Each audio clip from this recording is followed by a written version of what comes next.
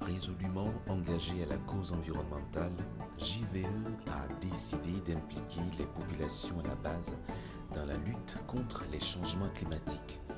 C'est ainsi que Djiko, une petite localité à environ 160 km au nord-est de Lomé, au pied du plateau de Dagne, a été choisi pour abriter pour la toute première fois au Togo la semaine de la biodiversité culturelle SBC, tenue du 24 au 29 août 2004.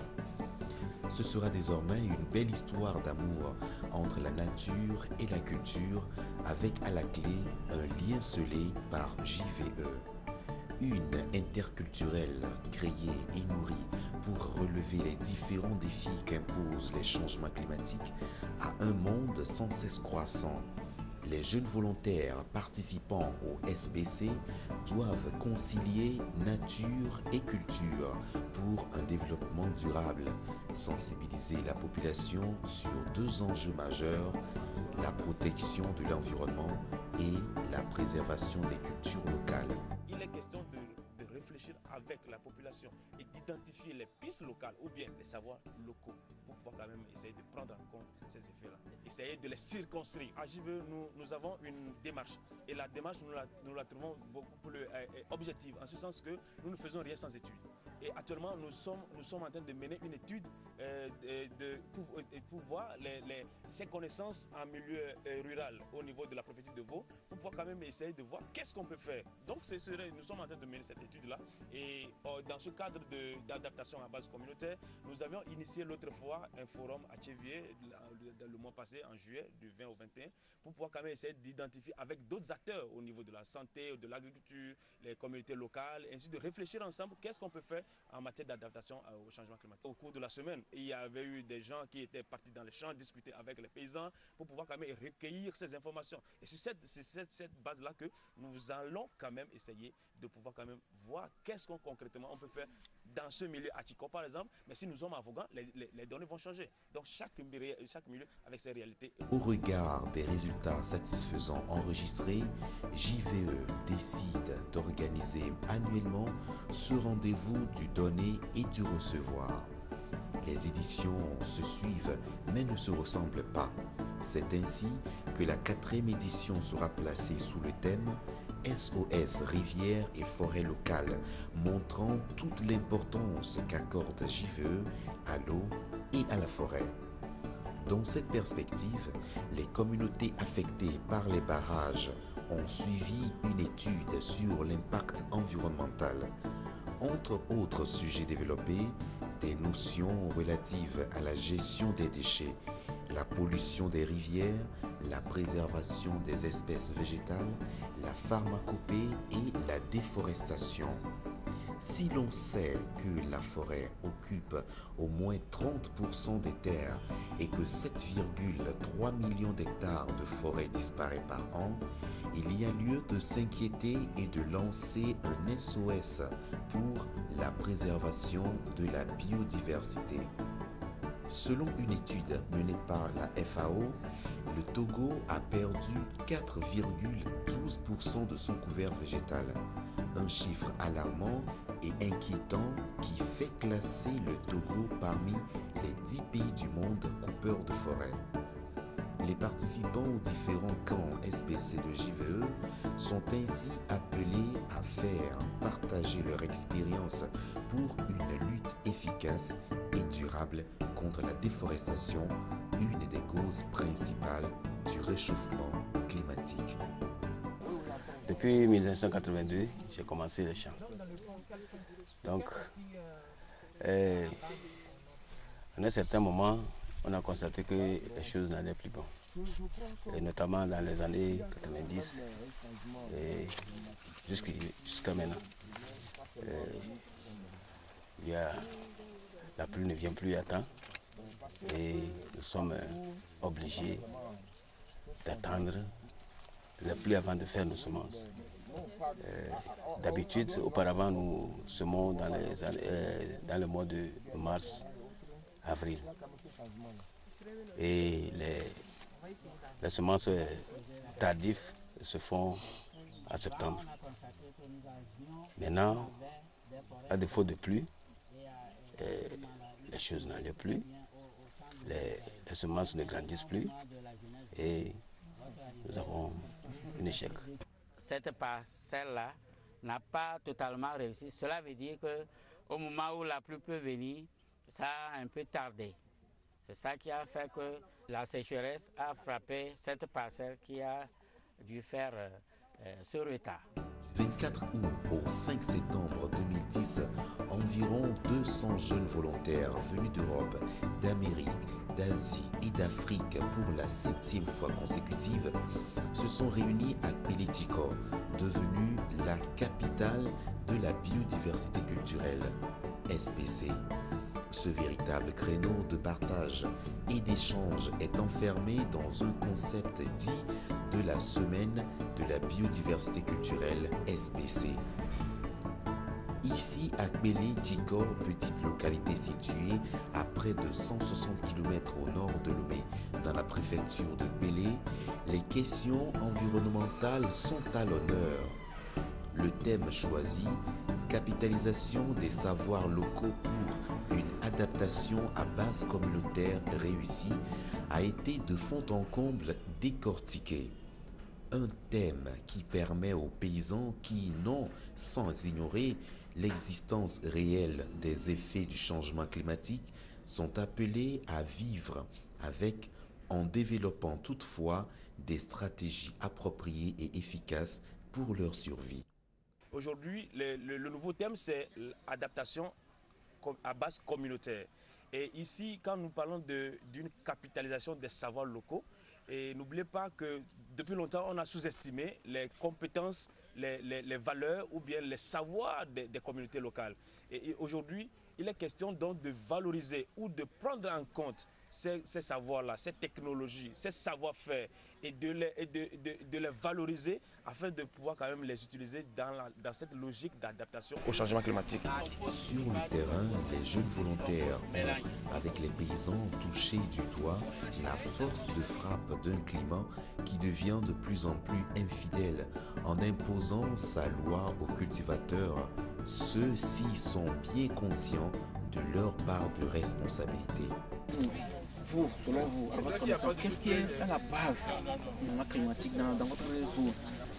Donc, c'est nous qui avons détruit nos forêts, les arbres, on coupe les arbres à l'agriculture et qui a fait que il y a la destruction de la couche d'ozone qui a fait que quand nous voyons les nuages se regrouper et bientôt avec un vent, puis ça se dissipe. Selon moi, je pense que les paysans savent ce que c'est que le changement climatique. Bon, ils ne donnent pas le thème exact, mais ils ont constaté par certains faits qu'il y a eu changement. Ils disent qu'il y a un manque de pluie, ou bien les pluies ne viennent pas à temps. Et puis, souvent, il y a trop de soleil, ou bien abondance de pluie, même par moment, et tout ça. Puis, ils ont aussi remarqué qu'il y a la destruction de forêts, l'appauvrissement des sols, et tout ça.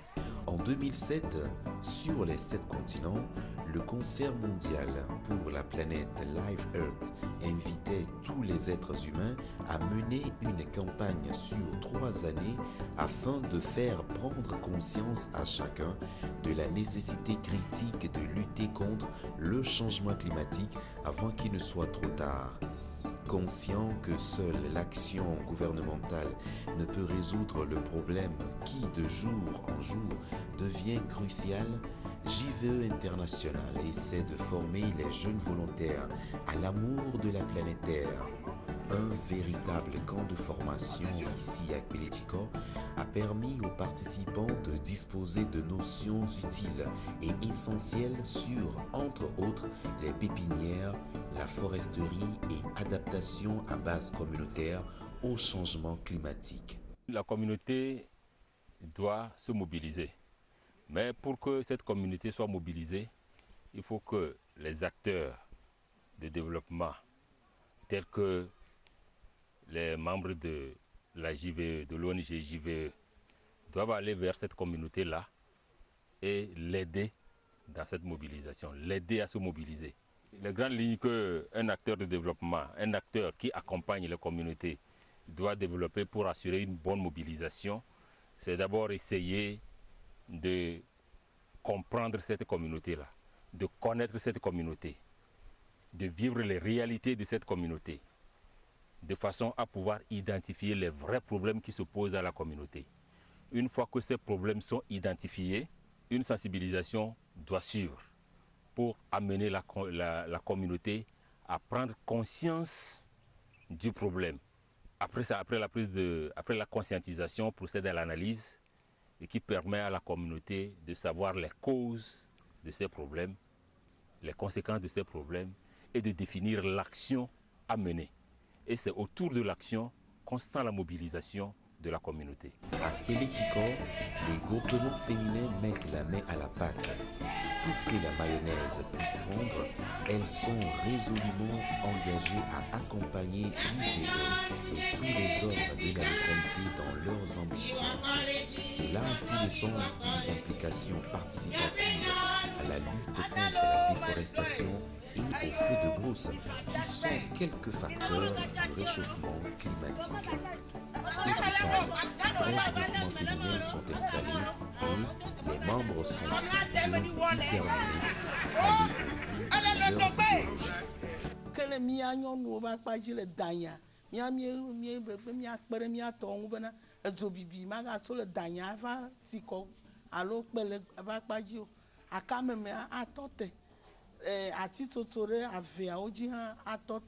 Bena aviana ga no tefe enu mi a wa fi wa no tefe yen bere eje ben mi abo mi aton ame oke daglere aloko fo ba yin gba le fuma la wa daglere fuma ben agle wa de la wa do ati wa gbugbo tu avia wa do ati ore tefe ma ati obo dodo me mi apo le be avia ga gbugbo anu abeleke ono yin le togbutogbe o won ni Miaha, est-ce que on va pour nous courir que voilà je to avec le tontia mia nyonu mi va do groupement de mia do ko aussi wa mi dana rai kaka nenye be sukuvio gama subo ga ba troi sukua mi va sane wo be mi me ga ba imena aka ga ba fli atio la viame allo te pe yo ke poto vire daranya bena mi adikpe a wa via pe a mi me ga ba itona atila te pe mo mi sana amiao ye mi ko plena vio be sukunu no wo be avia mi jagba be no aga no etepe nene make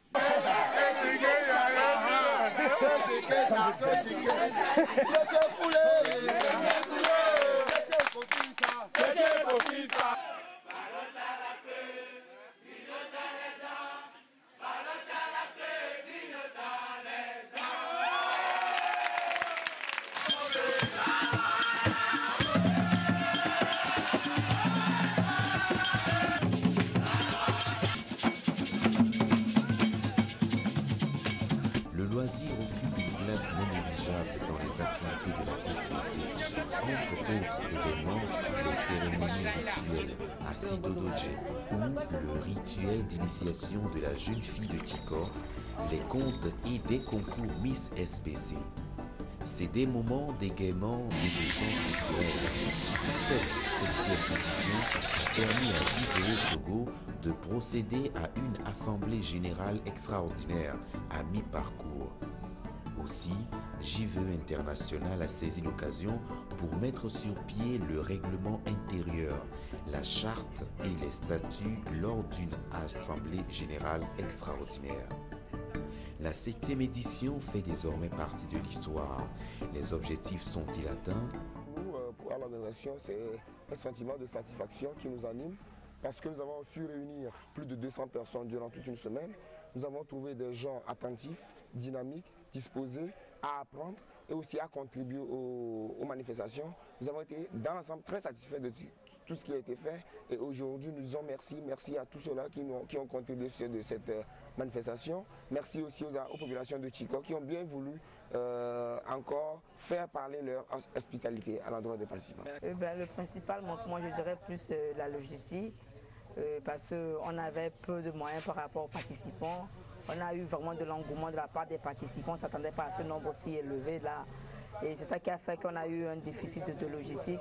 Mis à part cela, je peux dire qu'il n'y avait pas eu une trop grande compréhension entre l'organisation et les participants. C'est-à-dire en quel sens? En sens que les règles qui étaient là pour eux, pour que ça soit plus facile, la restauration, la gestion des déchets. Ça n'a pas vraiment été cela. Mis à part cela, je peux dire que ça a été quand même une réussite pour nous. Chez les participants, la satisfaction sur le visage.